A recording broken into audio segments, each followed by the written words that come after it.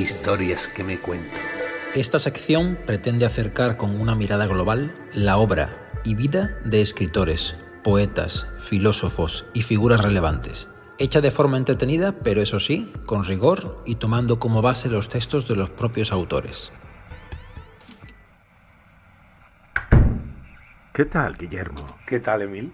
Ha hecho falta que murieses para que aceptaras entrevistas.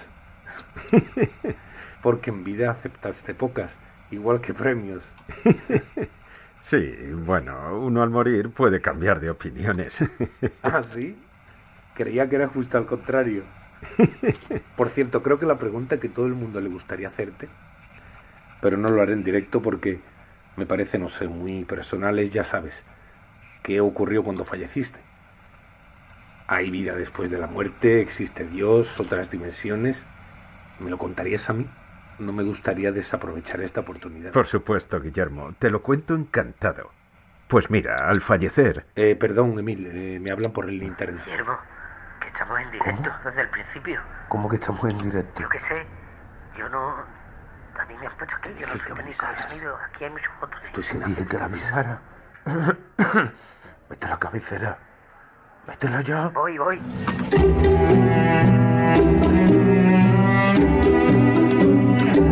Están escuchando entrevistas. Sí, han oído bien. Entrevistas. Nada de nombres ingeniosos. Solo entrevistas. Hoy, Emil Cioran con Guillermo Fernández.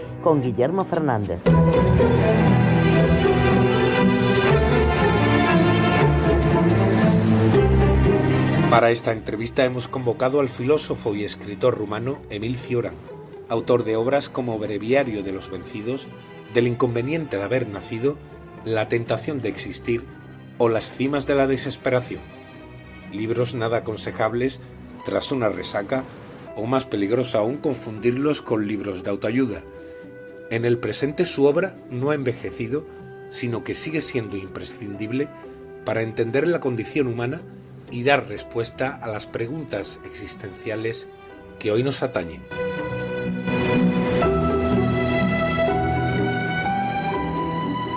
Emil, muchas gracias por unirse a nosotros hoy, a pesar de haber fallecido en 1995. Es todo un detalle. Muchas gracias, es un placer. Empecemos, si le parece bien. Emil, reflexionar sobre cuestiones profundas ¿puede ser nocivo para algunas personas? Reflexionar durante mucho tiempo sobre la muerte o sobre otras cuestiones angustiosas inflige a la vida una herida más o menos decisiva. Si bien es verdad que esa clase de tormentos no puede afectar más que a las personas ya heridas. Los seres humanos no se suicidan nunca por razones exteriores, sino a causa de un desequilibrio interno, orgánico. Los mismos acontecimientos dejan a unos indiferentes, marcan a otros e incitan a otros al suicidio. Para llegar a la obsesión del suicidio hacen falta tantos tormentos, tantos suplicios, un desmoronamiento de las barreras interiores tan violento, que la vida no es tras ello más que una agitación siniestra, un vértigo, un torbellino trágico. ¿Cómo podría ser el suicidio una afirmación de la vida? Suele decirse que es provocado por decepciones, lo cual equivale a decir que se desea la vida y que se espera de ella más de lo que puede dar. ¡Qué falsa dialéctica! Como si el suicidado no hubiese vivido antes de morir, como si no hubiese tenido ambiciones, esperanzas, dolores o conocido la desesperación. Lo importante en el suicidio es el hecho de no poder vivir ya, el cual proviene no de un capricho, sino de una terrible tragedia interior. ¿Y hay quien piensa que no poder ya vivir es afirmar la propia vida? Me extraña que se busque una jerarquía de suicidios. Nada es más estúpido que desear clasificarlos según la nobleza o la vulgaridad de sus causas. Emil, estaremos todos de acuerdo en que su obra no es precisamente la alegría de la huerta. Es una exploración de la condición humana, pero con un marcado pesimismo. ¿Por qué cree que la vida es un inconveniente? Nos echan a este mundo y nadie nos ha preguntado si queríamos nacer. Nadie nos previene de lo que nos espera. Ingenuo pensamiento el que dice que la vida es un don, algo que deberíamos agradecer cada día que nos despertamos y cada día que pasamos y seguimos aquí. Yo pienso, y empiezo a pensar que pienso demasiado, que también puede ser una carga, una pesada carga, que día a día algunos de nosotros llevamos encima sin poder quitárnosla, pero deseando hacerlo. No estoy loco. Nadie debe juzgar que mi lucidez significa locura. O quizás sí, y por eso los cuerdos están en el manicomio. Lo he intentado, claro que lo he intentado, pero la gracia del asunto es que he fracasado. Así que aquí sigo, sin saber muy bien qué hacer. Mi pesimismo, como le llaman los demás, o lucidez, como le llamo yo, es una pesada carga que tampoco pedí llevar. Es difícil vivir así. Casi merezco una medalla por, a pesar de todo esto, seguir levantándome cada día, ir al trabajo y colaborar en algo que no deseo que siga así, sino aniquilarlo. ¿Por qué estoy aquí? ¿Por qué nadie me avisó? ¿Por qué, padres, me obligasteis a nacer? ¿Por qué a cada paso que doy tengo la sensación de no avanzar? ¿Por qué pienso demasiado? ¿Por qué no puedo estar idiotizado como la gran mayoría? ¿Por qué? ¿Por qué? ¿Por qué? Me pregunto muchas veces por qué soy así. ¿Por qué tengo que ser tan consciente de que la vida es una mierda? Que tal como la vivimos, tal como la sociedad nos impone una rutina, unas obligaciones, unas normas, unas prohibiciones, es difícil vivir. Es un sinsentido. Esto no es vida, y a veces pienso que para vivir así, mejor no vivir. Emil, te habrás quedado a gusto. Bueno, siguiendo con este festival de la alegría, ¿qué papel juega el suicidio en todo esto? El suicidio corriente está ligado a una sensación de intensidad. No es posible concebirlo de otra manera. Si uno se pega un tiro o se tira al Sena, no puede estar en un estado tranquilo. Se hace, como bien dicen los periódicos, en un momento de desesperación. Recuerdo que el primer libro rumano que escribí, cuando tenía 20 años, se titulaba En la cima de la desesperación. ¿Sabe por qué elegí este título? Pensé en otros muchos, pero ninguno me acababa de gustar.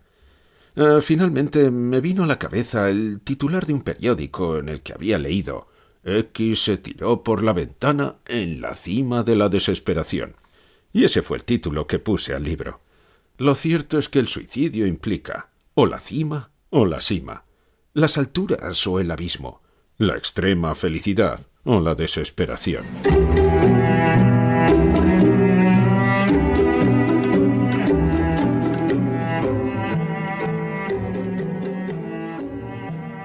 Y bueno, Emilio, entonces, ¿por qué no te suicidaste? ¿Por qué yo no me suicidé? Porque la muerte me repugnaba tanto como la vida. No tengo la mínima idea de por qué me encontraba en este mundo. Experimenté, en este momento, una imperiosa necesidad de gritar, de dar un aullido que horrorizara al universo. Siento que ascendía en mí un fragor sin precedentes, y me preguntaba, ¿por qué no estallar para aniquilar a este mundo que yo sepultaría con mi nada? Me consideraba el ser más terrible que haya existido nunca en la historia, un salvaje apocalíptico, repleto de llamas y de tinieblas y... Creo que lo hemos entendido. ¿Está usted bien? Sí, perdóneme. No pasa nada, Emil. Tengo aquí una pregunta divertida, que estoy seguro le va a traer buenos recuerdos, y así podemos, si le parece, distendir un poco el ambiente. En España es usted conocido por Fernando Savater. ¿Podría contarnos la anécdota de su correspondencia? Sí que me trae buenos recuerdos. Le agradezco la pregunta. Pues la primera alarma fue el rumor, no menos disparatado que halagador, de que yo era un invento de Savater, un heterónimo para publicar sus chifladuras.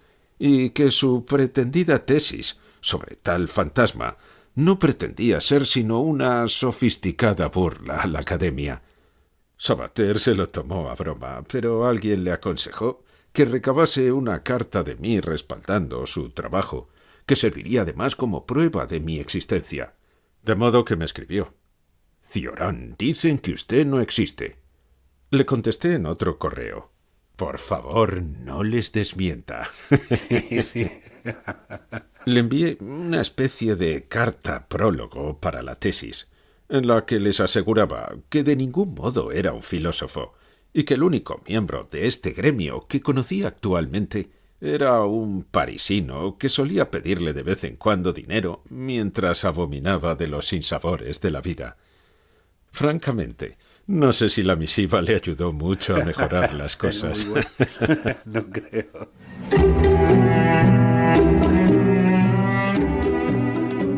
¿A qué tipo de personas admira usted?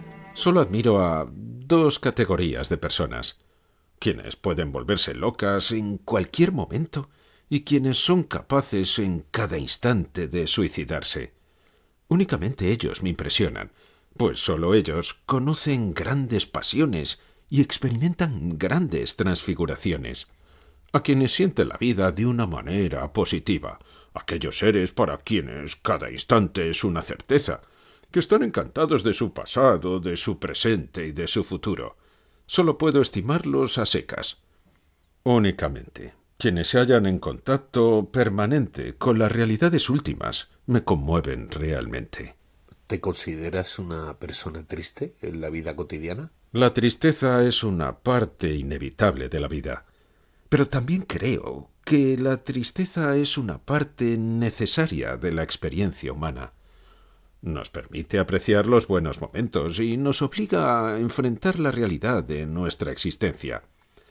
Pero la tristeza no debe ser vista como algo negativo, sino como una oportunidad para aprender y crecer. La tristeza es la consciencia de una derrota, de la realidad de la existencia humana. En mi obra reflejo la verdad de la condición humana, y esa verdad a menudo es triste. Pero en mi vida cotidiana trato de aceptar la realidad tal y como es. Creo que soy vital. En las pocas entrevistas que concedí me reí bastante.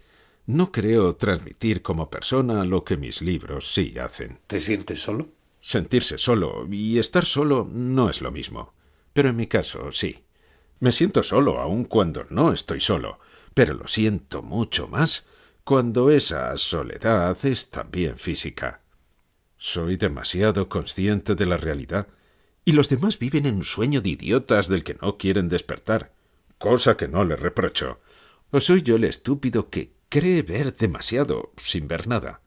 Sea cual sea la respuesta, puedo decir que nunca he pedido estar aquí, y aun estando aquí solo pienso en cómo salir, sin hacer ruido, sin que se note mi ausencia, como si nunca hubiera estado. Y de esa manera sentir la ilusión de no haber existido nunca. La soledad es insoportable, a solas conmigo mismo, a solas con mis pensamientos. No sé cómo distraerlos, cómo atontarlos para que no me atormenten. Surge entonces la rabia ante la impotencia, y la agresividad es un pequeño paso que doy en ese estado. Pero, Emil, ¿y la creatividad humana? Es decir, la poesía, la música, el arte. ¿No pueden dar ese alivio a las personas y un margen de sentido a la existencia? No, yo no comparto esta confianza en la creatividad humana. Pienso que la idea de la maldición es inseparable de la idea del hombre. Es imposible comprender al ser humano sin la idea de la maldición. Esta se halla en el interior del hombre. Si éste no fuera un animal maldito, no tendría interés alguno. ¿El hombre como animal creador? Sí, está bien. Puede ser filósofo, poeta, escritor. Pero, ¿por qué continuar? Lo importante es el aspecto negativo de la creación. El hombre está comprometido con esa creación que le arruinará. Esto es lo que hace interesante la historia, en tanto que creación del hombre. Hablar de las posibilidades infinitas del hombre no es sino una aberración, pero algo le empuja a salir de sus límites. En mi opinión, el hombre será víctima de su propia creación. Todo cuanto realiza es anormal. Por consiguiente, será castigado. ¿Por quién? Por su propio destino. Podría decirse que la bomba atómica es la consecuencia vulgar de esa necesidad de analizarlo todo. Por eso, la ecología no tiene sentido. También la expresión de la inquietud que siente el hombre ante su insoslayable destino. Se trata de una reacción ingenua. El hombre es un animal demoníaco. Su problema es que no puede ser sabio. Quiere serlo, pero no lo logra. Hay muchos científicos, pero muy pocos sabios. Ese es el drama de la humanidad.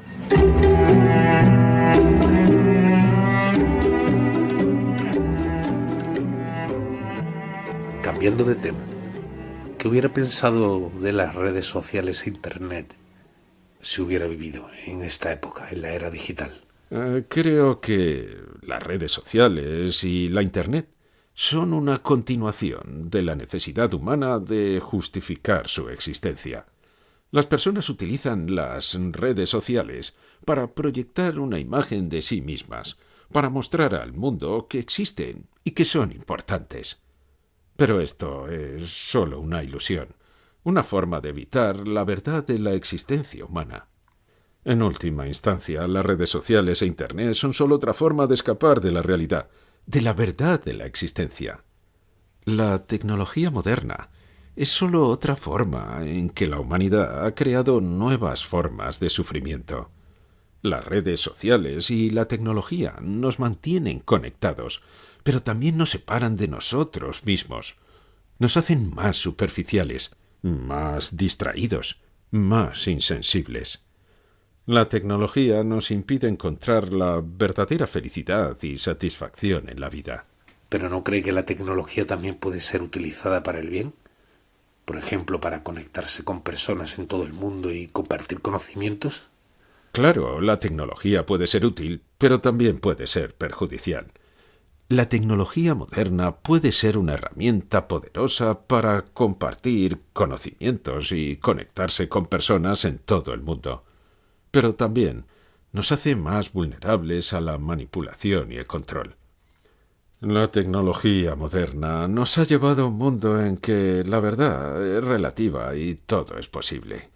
Y bueno, para acabar, me gustaría hablarte sobre el lenguaje inclusivo, la ley trans, el feminismo, los influencers, la guerra de Ucrania. En Bruselas, acuerdo de los ministros de Defensa y Exteriores de la Unión Europea para dar más armas a Ucrania. Son más de 2.000 millones de euros.